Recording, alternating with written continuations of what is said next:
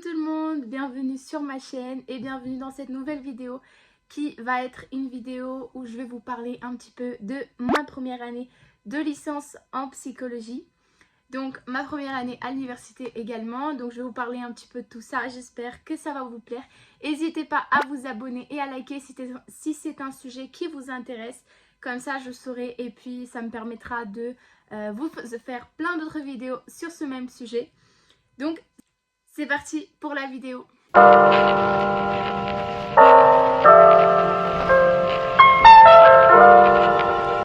J'ai eu mon bac accompagnement soins et services à la personne, donc c'est un bac professionnel et je me suis dirigée vers la psychologie, donc en université publique. On m'a beaucoup demandé pourquoi la psychologie, donc j'ai toujours voulu être dans l'aide à la personne. Au début, au collège, je ne savais pas vraiment dans quel domaine je voulais aider, etc. Donc je me suis dit que la SSP pouvait être bien parce que ça concerne tout ce qui est l'aide à la personne également. Juste une fois que j'étais dedans, je me suis dit que ça me plaisait pas trop tout ce qui était soins, etc. Que je voulais plus être dans l'écoute. Je me suis dit que ça serait cool de m'orienter vers la psychologie et puis me voici. Cette année du coup, j'étais à l'université Paris 8, donc Vincennes-Saint-Denis.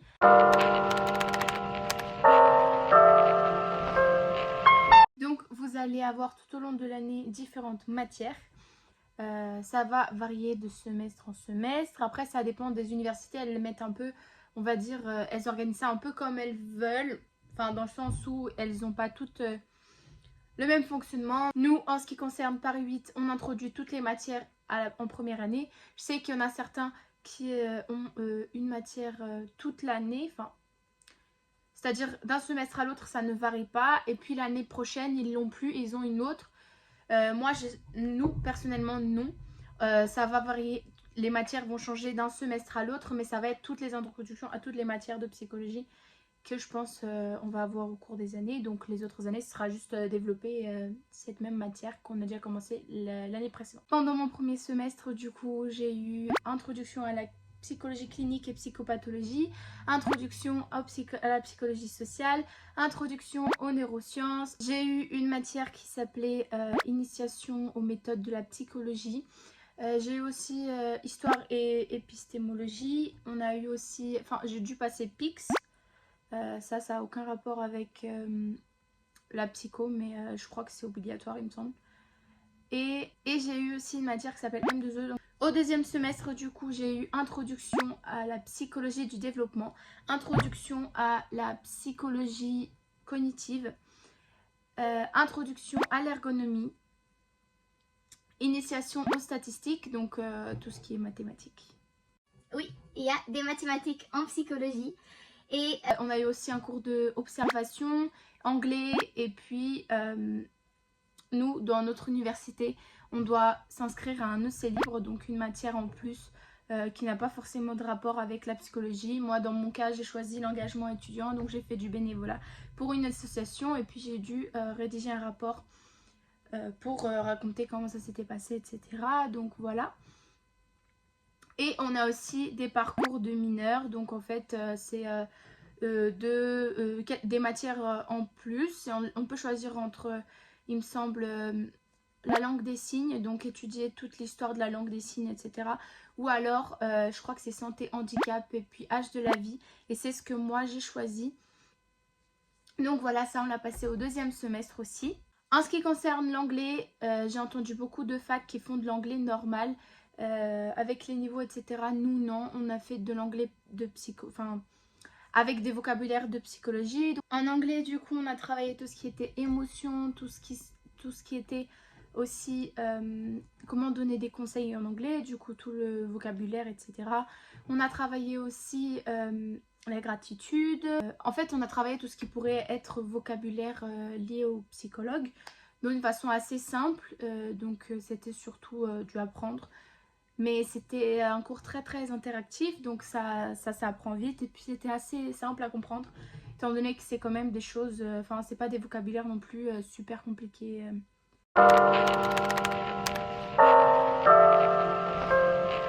Concernant les heures de cours en psychologie, enfin à l'université de psychologie, c'est vrai qu'on n'a pas énormément d'heures de cours, donc ça peut être assez compliqué du coup à gérer au niveau de... au lycée, on faisait du 7-18 heures toute la journée non-stop, donc là, c'est assez libre. On va dire que moi, j'avais 15 à 20 heures de cours par semaine, donc généralement, ils regroupaient ça dans 2-3 jours par semaine, donc j'avais 3 jours par semaine de cours et 2 jours où je faisais rien, donc c'est vrai que au niveau de la distribution du travail, ça, on peut se dire ok, il n'y a rien à faire maintenant, ça y est, j'ai fini les cours. Je réviserai moi mes cours 2-3 semaines avant l'examen et puis ce sera bon. Mais c'est vrai qu'en psychologie, il y a beaucoup de lectures. Enfin, on conseille de faire beaucoup de lectures afin de se renseigner sur des sujets qui ont été abordés en cours mais pas développés totalement. Ou alors des choses que vous avez entendues en cours mais que vous avez envie de mieux vous renseigner dessus. C'est assez... c'est vrai que c'est assez recommandé de faire beaucoup de lectures en psychologie.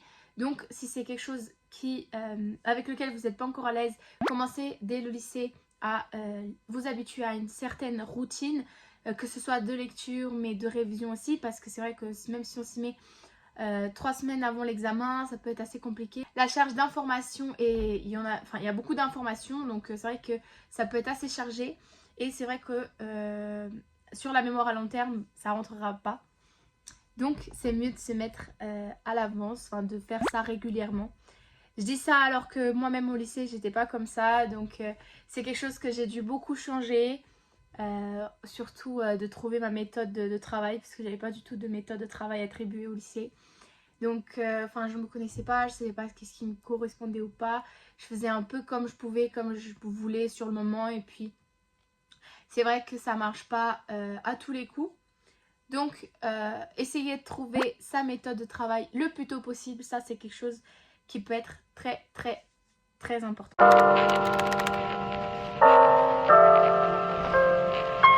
En ce qui concerne la sélection pour la licence de psychologie, c'est assez divers, c'est assez varié. Vous n'avez pas besoin d'un bac spécifique. Ce qui est important, c'est d'avoir un bac. On dit généralement que le bac professionnel ne rentre pas à l'université directement, mais c'est faux.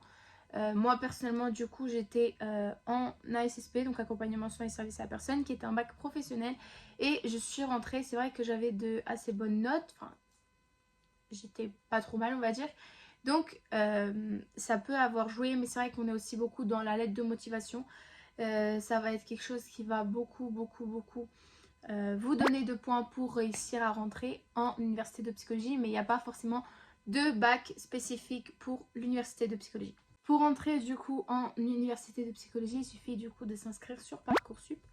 Actuellement, c'est encore le cas. C'est toujours sur Parcoursup, vous faites votre lettre de motivation, vous mettez, enfin il y aura vos résultats automatiquement, du coup ils voient, ils sélectionnent et puis en fonction vous êtes accepté ou non. Donc la démarche est assez simple.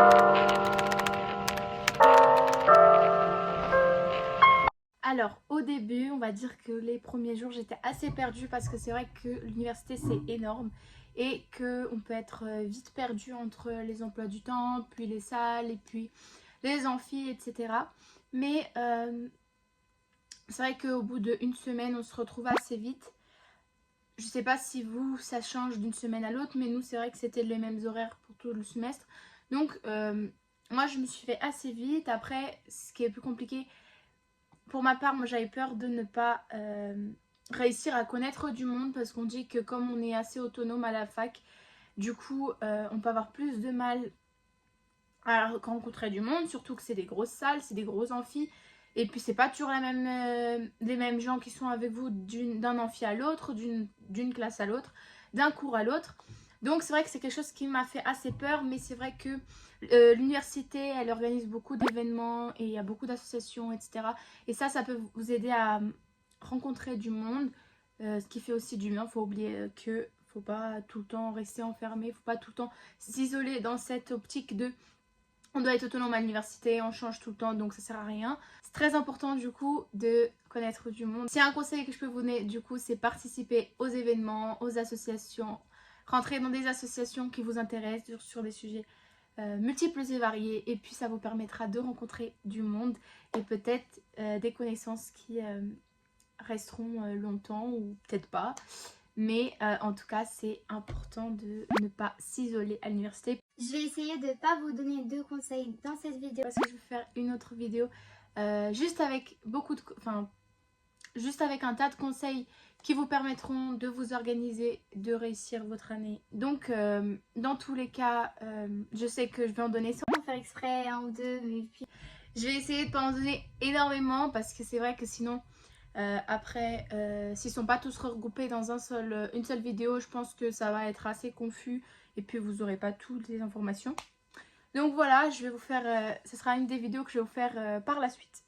N'hésitez pas à vous abonner si c'est quelque chose qui peut vous intéresser. Donc pour pas la rater, activez la petite cloche et puis elle devrait sortir très bientôt.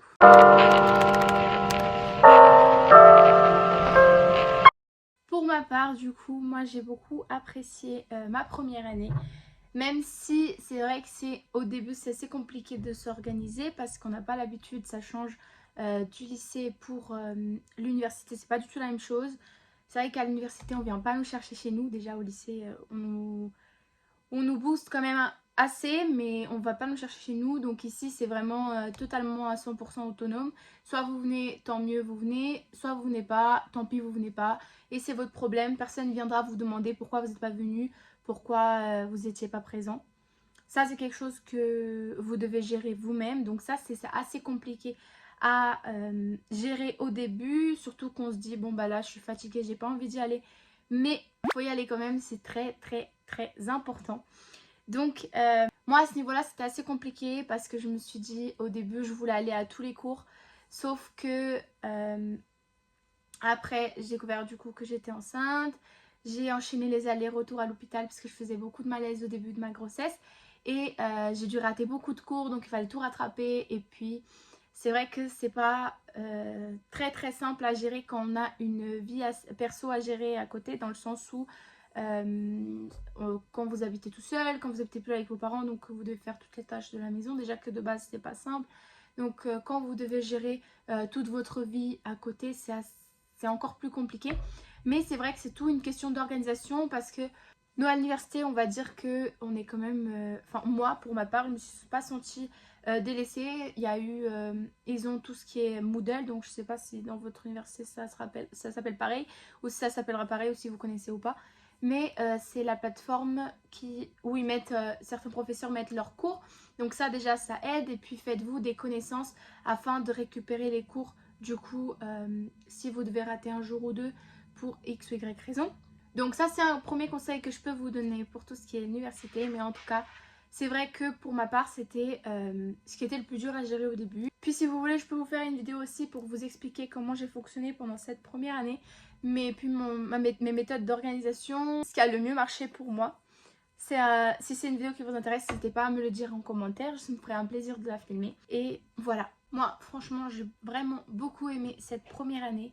Après on dit que la première année est souvent beaucoup de choses par cœur, beaucoup d'histoires, enfin tout ce qui était histoire de la psychologie, etc. Donc à voir pour les prochaines années si il y aura toujours autant de par cœur ou s'il y aura moins d'histoires. Mais en tout cas c'est vrai qu'il faut s'accrocher pour la première année. Mais c'est assez intéressant, comme tout ce qu'on traite est assez intéressant. Donc moi c'est vrai que ça m'a beaucoup plu. Et puis j'espère que vous allez vous y plaire autant que moi si c'est ce que vous souhaitez faire.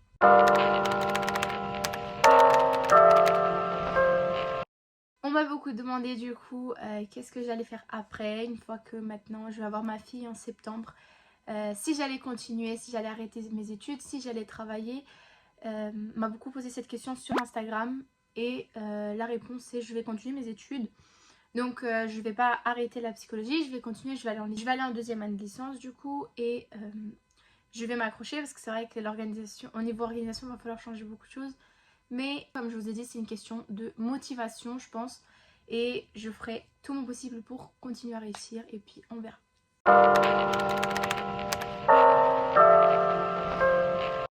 Concernant mes résultats de cette première année, moi j'ai validé mon semestre, enfin mes 2 semestres. J'avais 12-13 de moyenne. j'ai pas validé du coup. Ok, on va reprendre. Vous avez les examens, donc les partiels ou alors les dossiers, dépendant de la matière, de ce que le professeur vous a dit. Donc, contrôle continu ou contrôle terminal, ça dépendra aussi de la matière et aussi du professeur.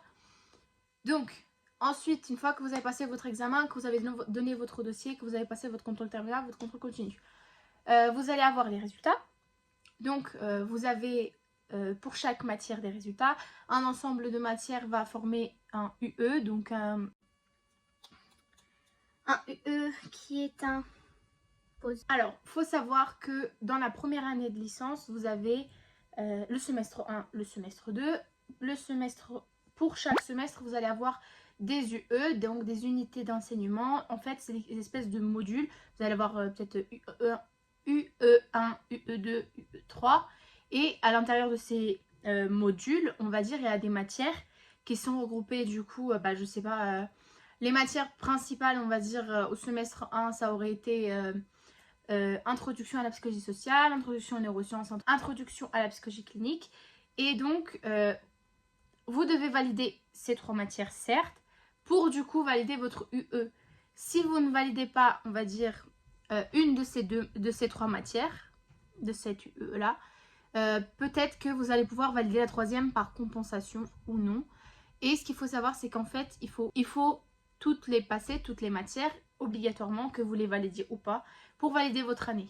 Moi, j'ai validé mon année, c'est-à-dire que j'ai validé chaque semestre, sauf que dans mon 2e semestre, j'ai pas passé ma matière de ergonomie, donc introduction à l'ergonomie, et comme je ne l'ai pas passé, on va dire qu'il compte comme si je ne l'avais pas validé, et que donc cette matière-là, je vais devoir la repasser l'année prochaine, enfin l'examen en tout cas, pour valider du coup ce semestre-là qu'ils ne peuvent pas considérer comme validé tant que tu n'as pas passé au moins une fois tous les examens, enfin toutes les matières.